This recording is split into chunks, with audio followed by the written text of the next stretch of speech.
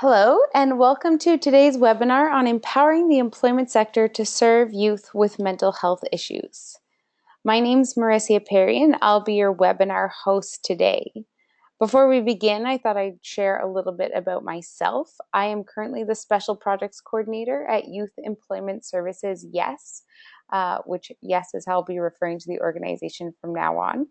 As the Special Projects Coordinator, I work on a number of different programs and projects that oversee topics such as mentorship, entrepreneurship, and youth with mental health issues, and was most recently the lead developer of YES's newest employment resource, Empowering the Employment Sector to Serve Youth with Mental Health Issues, which is what this webinar is all about today. I came to YES with over 5 years of classroom curriculum and program development experience and have over 10 years of experience both facilitating and implementing as well as developing programming for people with both cognitive as well as physical disabilities. In today's session, I'm going to talk a little bit about YES, the basics of mental health, the Lighthouse Project, which is a unique YES initiative for supporting youth with mental health issues seek and gain successful employment. I'm going to talk about some of the best practices for working with youth with mental health issues and how we, the employment sector, can better support youth with mental health issues through the implementation and use of the resource that has been developed. So, who is Youth Employment Services, also known as YES? Youth Employment Services is an employment agency that serves youth in the GTA region, so ages 15 to 29 or 30, depending on the program, helping them find and seek successful and meaningful employment. We do this by offering a number of different programs, all which address different barriers that our youth face when trying to access employment. And we really focus our programming on both entrepreneurship, so helping young entrepreneurs, as well as employment and pre-employment training, so helping them find a job and become successful members of society. YES believes that employment is empowerment and the cornerstone of safe and healthy communities. YES leads the Canadian youth sector with innovative programs that empower disadvantaged and vulnerable youth to become self-sufficient, contributing members of society. Our goal is to empower youth to achieve one of the following outcomes: find and maintain a job, return to school, pursue further training, or launch their own business. And as I mentioned before, we do this by offering almost 20 different programs that support them for their various needs and wants to the various levels of degree which they need support. But enough about YES. What are we here to talk about today? Mental health. So what is mental health? Let's start with the basics. Mental health is the process through which people strive to find balance in all aspects of life. And when I say all aspects, I'm talking all aspects. So physical well-being, emotional well-being, spiritual well-being, mental well-being. So really, it's all aspects of life that we're trying to find this balance.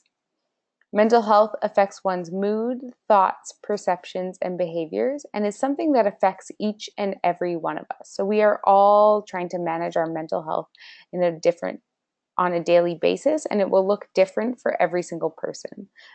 So finding that for some people, physical health might take priority a little bit or need to take more priority than spiritual health, or vice versa, or maybe mental health is something that kind of comes to focus in a person's life. So it looks different for everybody and is a process for everybody and affects us, something that affects us all and that we're all working with every day.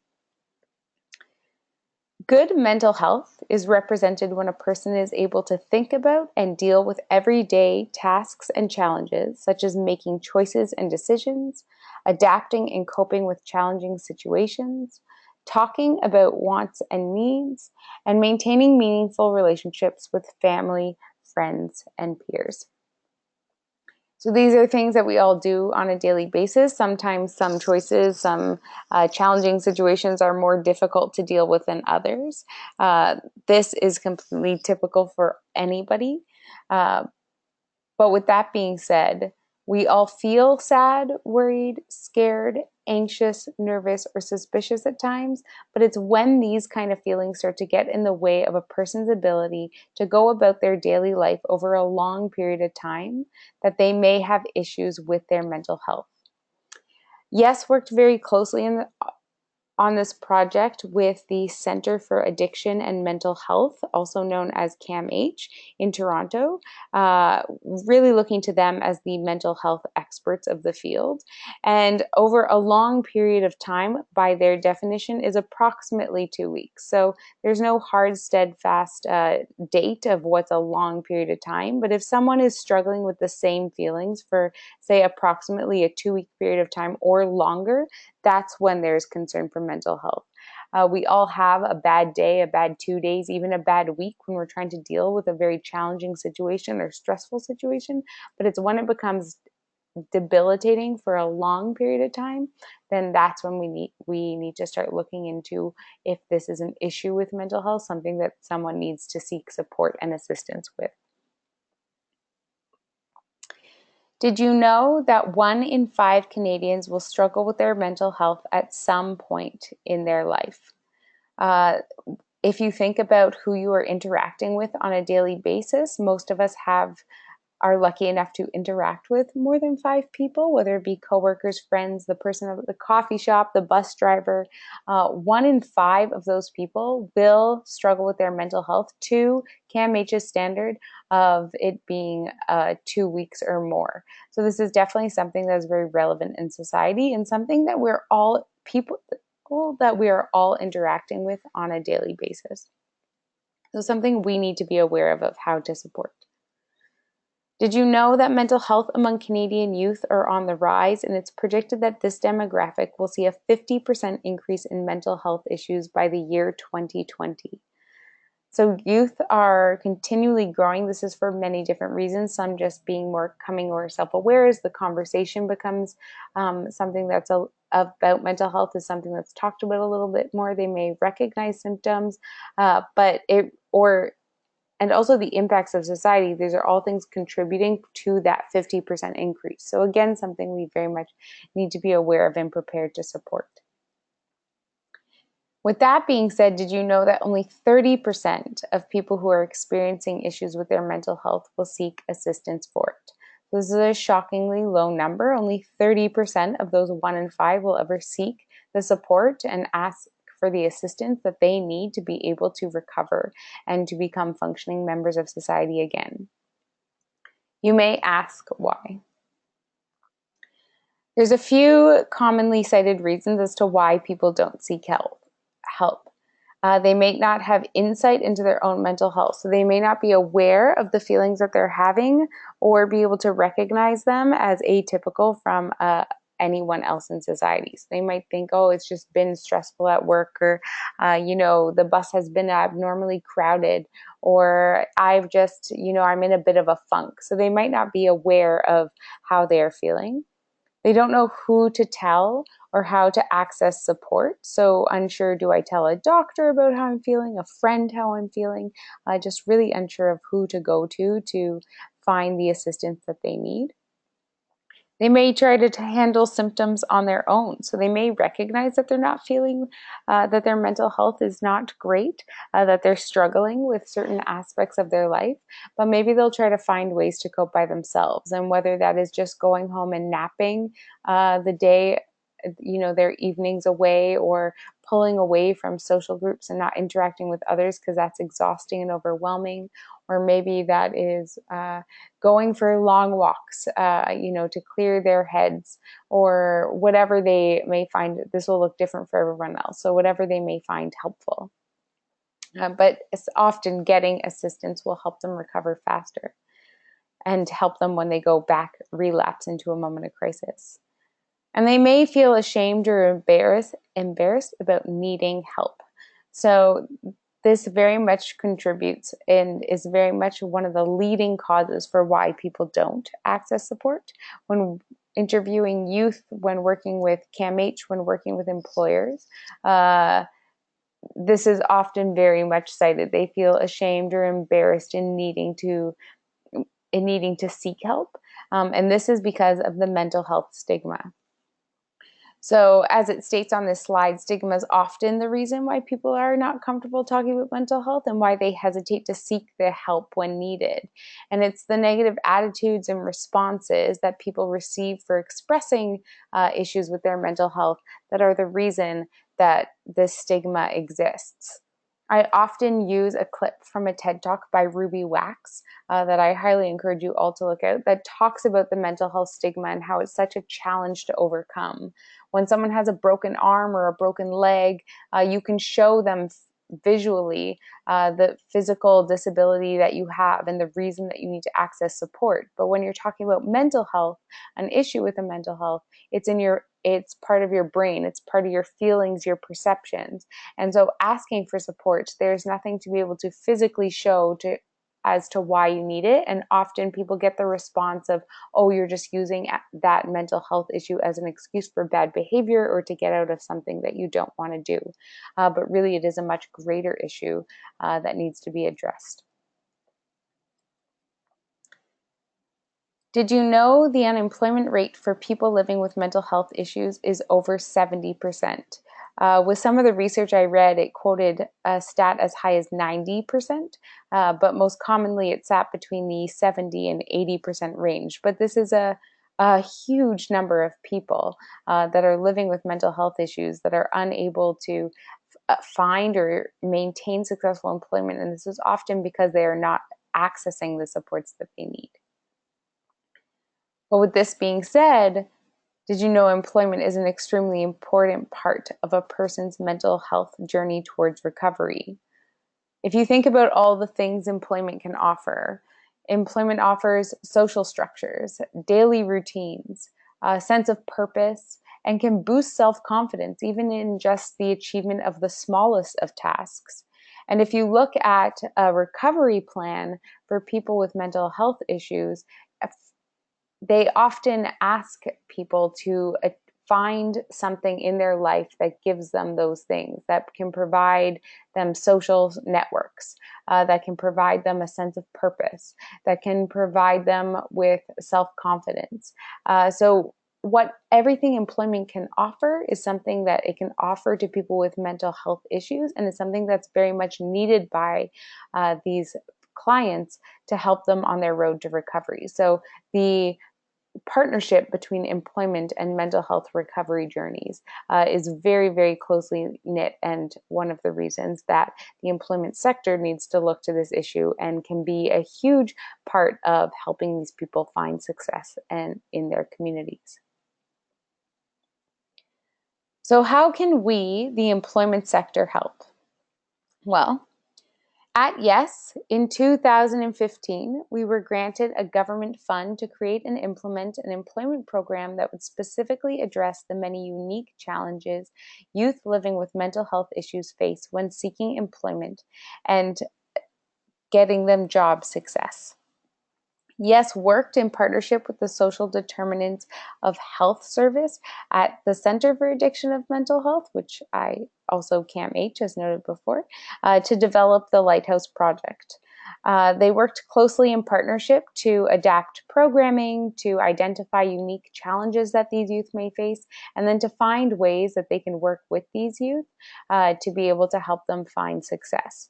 So one of these things, as I will talk about in the coming slide, is a low client to counselor ratio. So being able to offer them individualization of support, and then also working very closely with employers, and then tailoring programming that already exists to meet the needs and wants of these youth. So it was a tailored program that working with CAMH to address the needs of these youth.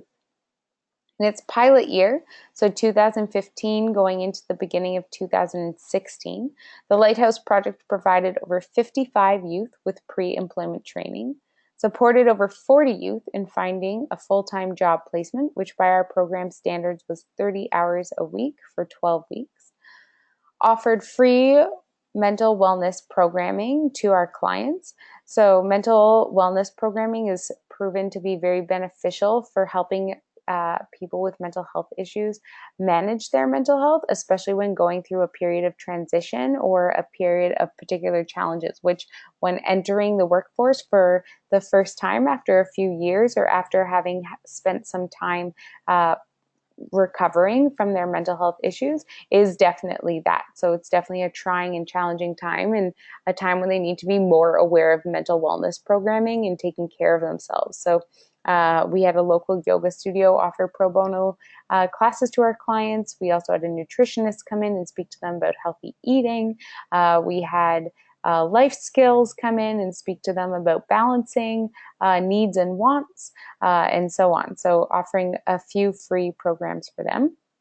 And in its pilot year, it had one of the highest rates of success of all programs at Yes, with 78% of our clients either employed, returning to school, or enrolled in enrolled in future training at the exit of the program. So at the end of that full-time job placement period. So something we're extremely proud of.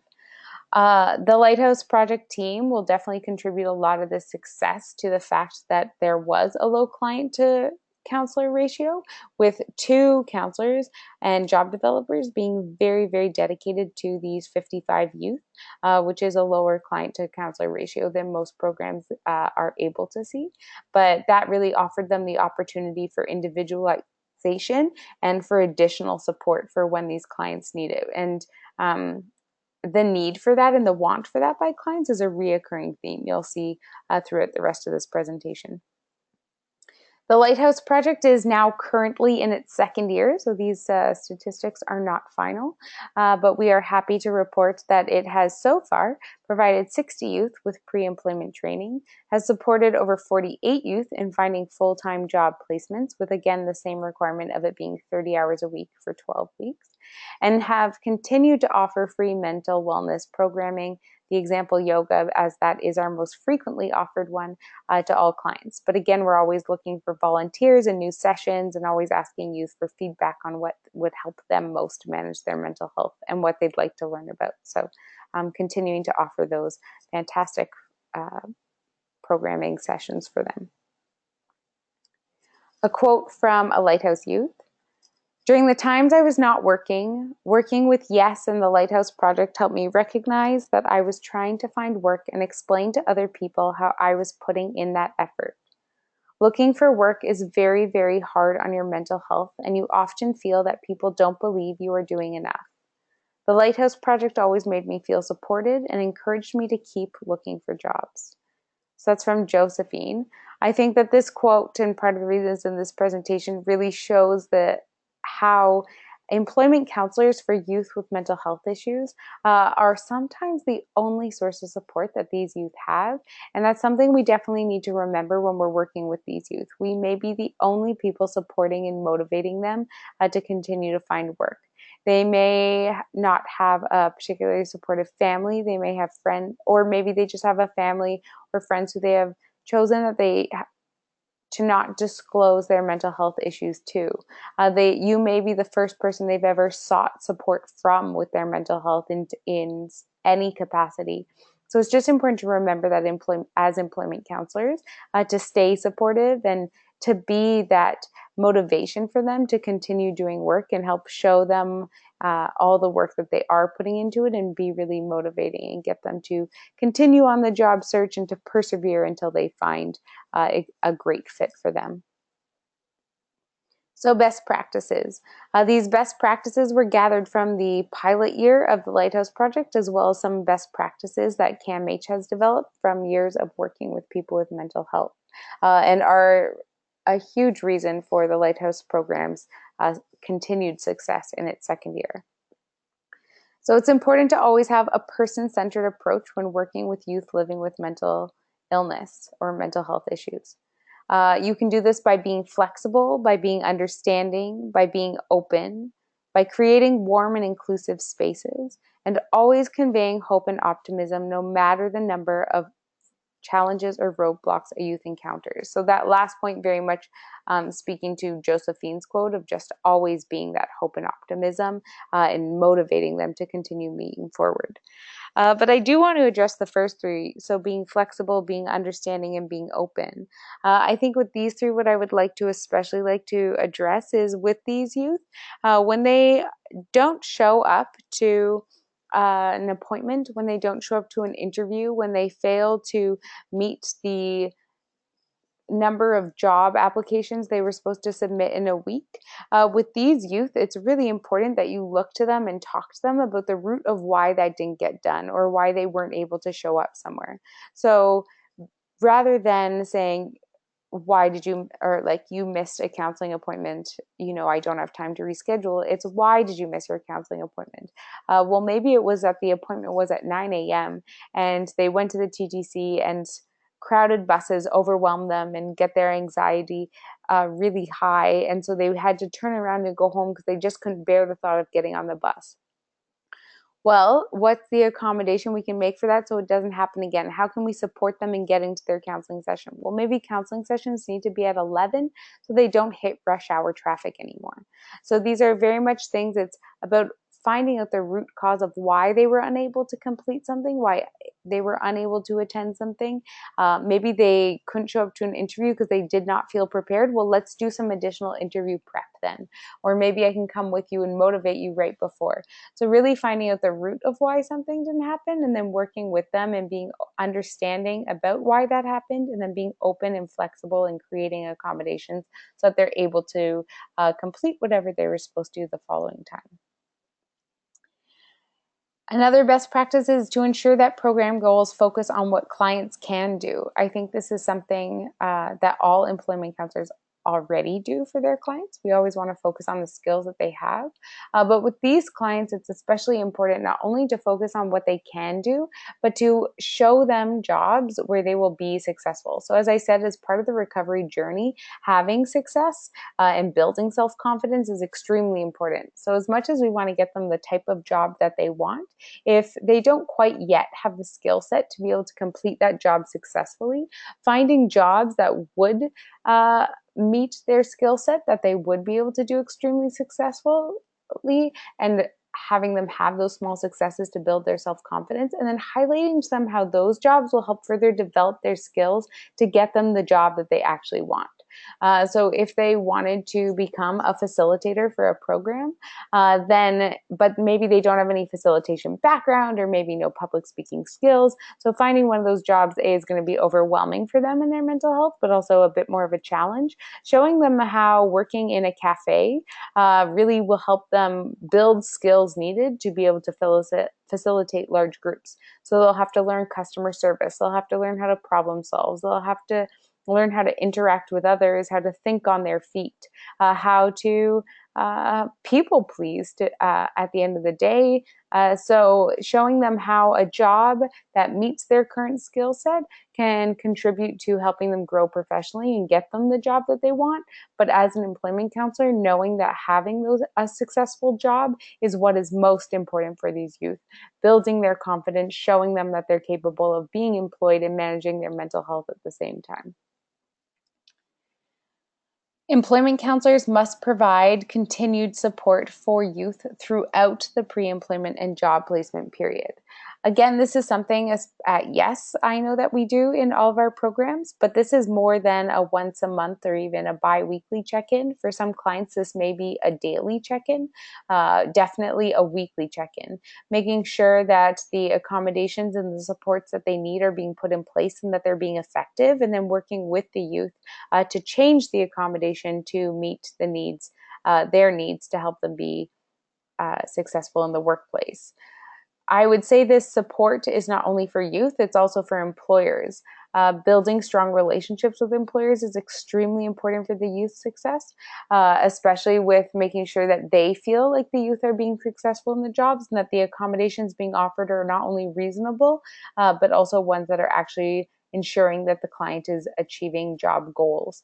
So working closely with the employer as well as the youth throughout the placement to a higher level than you typically would for any client, being very close and closely partnered with them. to make sure that everything is getting done the way it needs to be. And then finally, when working with youth living with mental health issues, using the individualized placement and support, also known as the IPS model, what can achieve high levels of success. So I won't go too much into the IPS model. There is tons of information and research and webinars and TED Talks and all sorts of information out on the web. If you just put it into even any search browsers, such as Google or anything like that, and you'll find so much more information about how this model functions.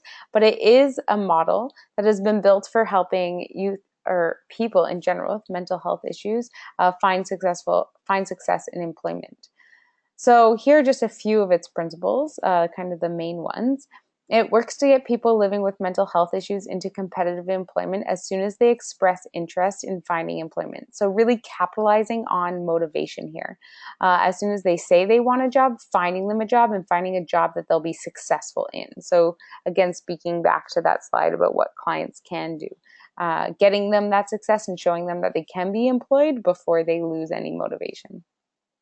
It aims to find jobs consistent with people's preferences. It requires collaboration between employment counselors and clinical teams. So if a client comes to you and they do currently work with a mental health counselor or some type of clinical team, working very closely with them to find out what kind of accommodation supports may be needed in a workplace environment, or what kind of things may cause triggers in a workplace environment, and that should be avoided when looking for certain types of jobs. It encourages that employment counselors develop relationships with employers to ensure that the needs and accommodations are being met. It provides time unlimited individualized support to both the client and their employers. And it includes benefits counseling to aid youth with their self-esteem, self-confidence, relationship management, as well as to stop their limiting beliefs and to help them address challenges that they may be facing. So again, really that is just that follow-up throughout the job employment period, really working with them and boosting self-confidence. And when they have a minor setback, being that reminder that it was just a minor setback, and to focus on more the successes that they've had, and then even highlighting the successes for them, because often they'll overlook them or just forget about them, or really dwell on what went wrong rather than what went right. So really supporting them through that. So another quote from a Lighthouse youth: "I liked the one-on-one mentoring sessions best because it provided me with dedicated, personalized help regarding my circumstances, backgrounds, and experiences. The one-on-one mentoring sessions helped me counterbalance my outlook on different situations and help me learn more about my strengths and skill sets, as well as gain confidence in my abilities." So again, I think this really talks to the individualization of the program and the level of support which employment counselors gave clients, and how important and vital that was to the success of these youth. So really just bravo to the Lighthouse team. And now on to learning. So in its pilot year, there were definitely a lot of learnings, as the first program that's ever been developed specifically for youth with mental health issues who are trying to seek employment. There were some learnings, but these learnings very much turned into the resource that we're going to talk about today. And so I'll go through these quickly and then show how they turned themselves into a resource to help take all of the learnings and best practices to create a program that will really support these youth in finding success.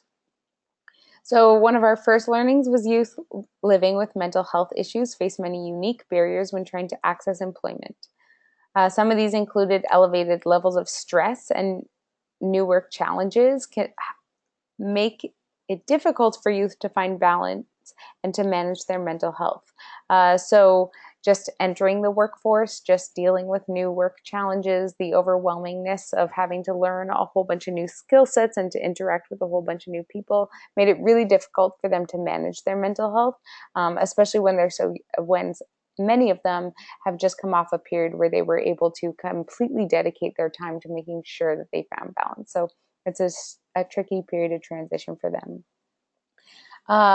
Another barrier was coping with side effects of medication, as well as the ebbs and flows of recovery.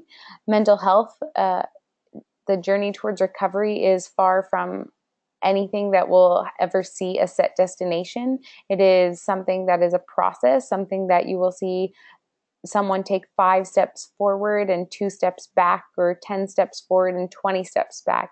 There's definitely a journey, and one that will have progress forward, and then also some challenges, bumps, and barriers, and having to deal with that, especially as they're tackling employment for potentially the first time in a while, was something that made it difficult to maintain employment. And then balancing treatment needs with employment. So that's just simply the need to be able to attend doctor's appointments, counseling sessions, group therapy sessions. So just needing those times off work to be able to attend those things was definitely a challenge, as we needed employers who were understanding of those needs. The learning that disclosure and accommodation are extremely challenging topics to cover, but are also one of the most needed and wanted pre-employment trainings for and by youth. And this came from everyone. Cam H would often say how disclosure was one of the most important things that needed to be covered with these youth. Counselors said it was one of the most challenging topics to cover with youth and wanted more resources on it. And youth also commented on how much they wanted more support with disclosure, understanding appropriate disclosure, and so on. We learned that client motivation and accountability was a constant challenge for employment counselors when working with youth living with mental health issues. So again, that not showing up to appointments, not showing up to interviews, just having them be accountable to what they say they're going to do.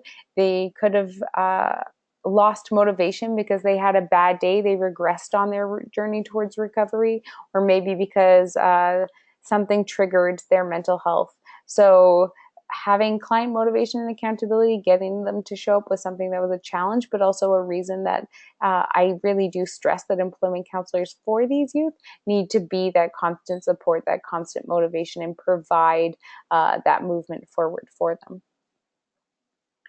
And then the flexibility in programming, which I think from both youth's quotes that I stated earlier in this slide, including the individualization of pre-employment training and job searching, was one of the most notable reasons for the Lighthouse Project's success. So yeah, those quotes definitely test to this, and counselors would say the same thing. So it's definitely a huge reason for the success, and something, a learning that we took and implemented into the program we've developed. So moving forward with resources, I've talked all about this resource we've developed. So yes, CAMH and the Counseling Foundation partnered together to develop Empowering the Employment Sector to Serve Youth with Mental Health Issues, program, a series of curriculum and workshops that I got to be the lead developer on, and which we will talk about now. So as I mentioned before, I took any learning that we had from the Lighthouse Project and sort of implemented it into this program. So for example, the first learning was youth living with mental health issues face many unique barriers when trying to access employment. And I took that learning and I developed it into 2 workshops, pre-employment workshops, that address some of the unique barriers to employment, and that work to support them in identifying challenges in their job search. So we created Mental Health 101, Finding Work-Life Balance. And this workshop, as you will see when you go through the resource yourself, really focuses on identifying external community supports that these youth have to help them manage their mental health. So yes, they will be challenged by their mental health in the workplace, but it's really learning to manage their mental health in life in general, where they do need a lot of assistance. And so I developed a whole workshop that helps them identify those, helps them identify what their needs are, and then how to access those services. So it will identify community centers and look into fitness classes and kind of talk about the benefits of certain eating healthy, living well, and how that helps their mental health. It also identifies local support groups as well as community center, I already mentioned community centers, local hospitals, local mental health service providers. So really identifying what they have around them, as well as family and friends that they may want to disclose to and tap into for that additional support when they need it. And then looking more into the workplace, we have Mental Health 102, Managing Your Mental Health in the Workplace, which really helps them work through and develop action plans for things that may cause their mental health to trigger in the workplace. So it actually asks them to work through a typical day at work, and they can pick any job. Maybe it's a job they're interested in, a job they've had before, and identify what a typical day looks like, and then work through it on each to do that they have that day. What are some of the things that could affect their mental health that could cause them to go into crisis? So starting very simply in the day, maybe you have a youth who very much needs a schedule to know what their day is going to look like, and that just helps ease their anxiety. They know what things are going to, how the day's sort of going to go, and that helps them process. And then they show up to work one day and there is no schedule. So rather than starting to panic and get really anxious about the idea of not knowing what their day is going to look like, what their role is, what their task is, it's creating an action plan for steps, say 1 through 10, of what they can do. So the first thing I can do if there is no schedule is try to find my manager. Oh, my manager's busy or maybe not here yet today. That could be the reason the schedule's not up yet. So I can't find my manager. What's the next thing I can do? I can try to find a coworker. Well, my coworkers are unsure what my schedule is going to look like, just as they themselves don't know, and don't really have any direction. So, okay, step 3, what is the first thing I typically do when I show up to work? Let's start there. So really working with them to create an action plan of step by step of what can I do to help my day move productively forward, and not enter that crisis mode where they then may have to stop working for the day, or maybe will just have a bad day at work and then not have that success that they very much need to help boost their self-confidence. So then again, we took another learning. So disclosure and accommodation are extremely challenging topics to cover. And I worked extremely closely in partnership with CAMH as the mental health experts of the field and the disclosure experts to create 2 different workshops that speak and address the issue of disclosure. So first is choosing to disclose. And this is very simply, not simply, it's a very complicated topic, but is a workshop that covers all you need to know about disclosure. So when to disclose, who to disclose to, and how to disclose. So when do I want to disclose? On my cover letter, in the interview, once I have the job, only once accommodation is needed. We often encourage them only once accommodation is needed, but something that CAMH is very supportive of and we are supportive of is at the end of the day, it's the client's choice. So if they choose that they are very passionate about disclosing on their cover letter, then supporting them how to do that appropriately is what's needed. We can sort of try to guide their decision, but at the end of the day, it's whatever they want. Who to disclose to? Do they need to only disclose to HR so that they can get the time off needed to ensure that their schedules never have a shift on a Tuesday morning so that they can attend an appointment? Or maybe they need to disclose to their manager, or maybe they do need to disclose to peers. So really looking at who they need to disclose to and then how to disclose. A lot of clients, especially those that currently work with clinical teams, come to you when they're ready to share everything. They're so used to having to talk about all their feelings, about all their needs, all their wants, about how they're feeling each day, how different situations affect them. And so they have a tendency to over disclose to employers. So actually teaching them about what is an appropriate disclosure. Saying something as simple as, I get anxious in small spaces. When we have a meeting in a smaller room, can we keep the door open? That is an appropriate disclosure. You've identified that you get anxious in small spaces. No one needs to know why. And you've given a reasonable accommodation. So you've said, can we keep the door open? It's always important that a youth or any client goes to an employer with a solution to the issue. And if the employer is not okay with that, maybe like, well, this is a confidential meeting, then they can come up with a solution such as, well, then let's just move to a bigger meeting room so that this is no longer an issue. But that it's important that youth always go with a solution in place. And then breaking the stigma is all about starting that conversation about mental health with peers, with coworkers, with managers, with friends, even with family. So the mental health, as I've spoken to, is something that affects all of us, and mental health issues are something that definitely need to be more openly discussed and more widely recognized by people. This is definitely an issue with the stigma that exists today, and we definitely want to challenge that stigma to show how it's so untrue and how many misconceptions are out there about people with mental health issues. So while Youth themselves do not need to speak to their own mental health journey by any means. This workshop just sort of helps them facilitate a conversation with others, and it shows them and teaches them how to deal with potentially negative responses. When speaking about mental health, if they want to include their own story, they can, but that's definitely not an expectation, and it's up to the comfort level of each youth. So we have two, for disclosure, we have two workshops, one about the act of actually disclosing and one about just encouraging conversations so that disclosure doesn't become such an intimidating and overwhelming idea.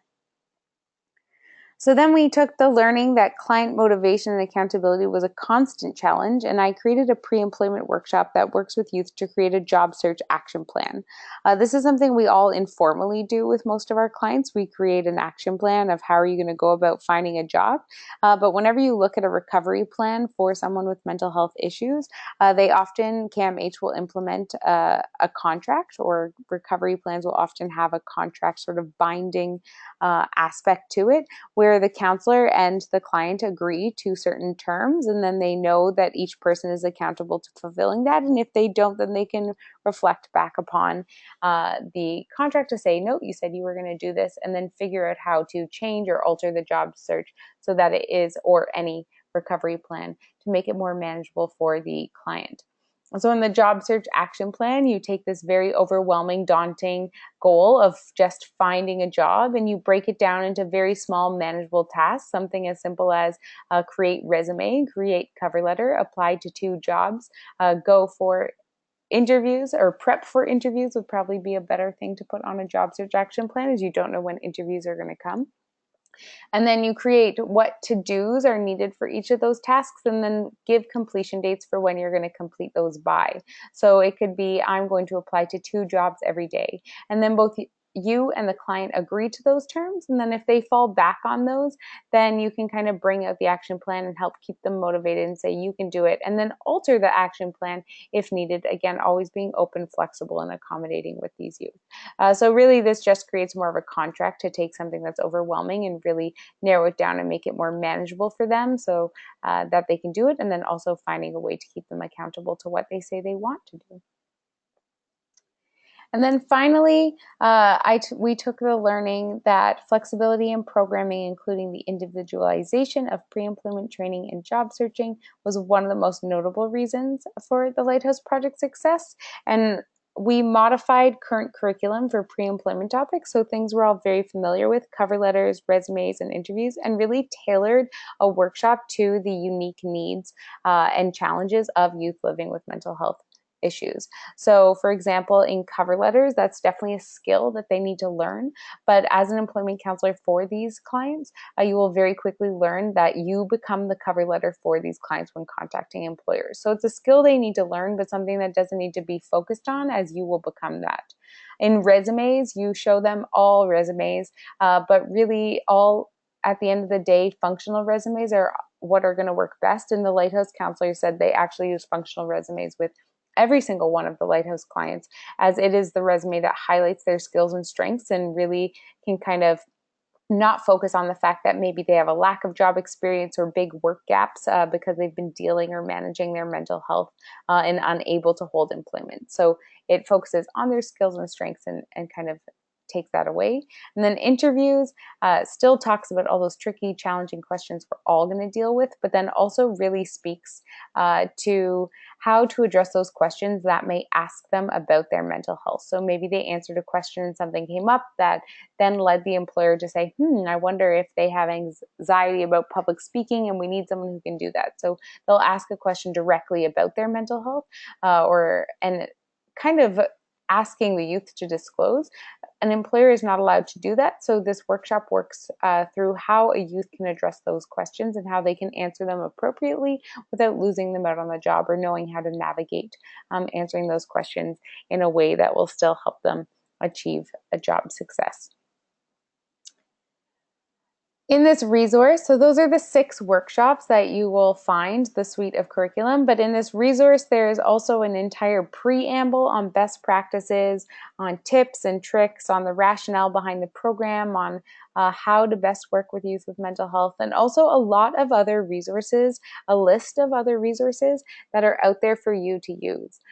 So this is just a small example of some of the resources I've included in the facilitator's guide, but it covers everything from just advocacy organizations such as Bell Let's Talk or Jack.org that are really just organizations that are out there to start the conversation about mental health and can kind of empower these youth to be proud of their mental illness and how it is part of their identity and what makes them the amazing person that they are, to resources such as Not Myself Today or Here to Help, which are tools that you can actually share with your clients to help them manage their mental health on their own.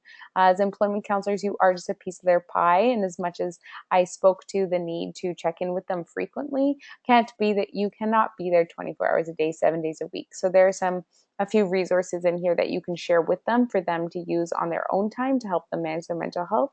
And then there's other organizations or other resources such as Mental Health Works or the National Alliance on Mental Illness, which are really information resources for yourself to help you learn more about mental illness, about mental health issues, what are some of the signs and symptoms, how to best deal with them. So really there's a huge compilation of a variety of different resources for you to use. So I highly encourage you to go through the facilitator guide and to learn, to go through some of these resources, and also just to do your own research and learn more about mental health in general. So with that being said, that concludes our webinar for today. If you have all of the workshops as well as the facilitator guide are available on our website.